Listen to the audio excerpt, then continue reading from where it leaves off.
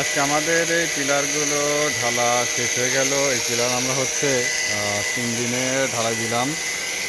একদিনে দিলে হচ্ছে অনেক ডিস্টার্ব হয়, এই জন্য আমরা একটু সময় নিয়েই ঢালাই করলাম। এই পিলারগুলো হচ্ছে অল্প খরচেই খুব সুন্দর একটা রাজকীয় ডিজাইন আছে বাড়ির সামনের।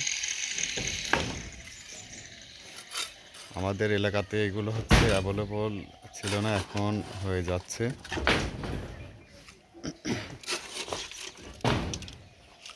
অর্ধেকখানি কাটা, অর্ধেকখানি ভেঙে দিই।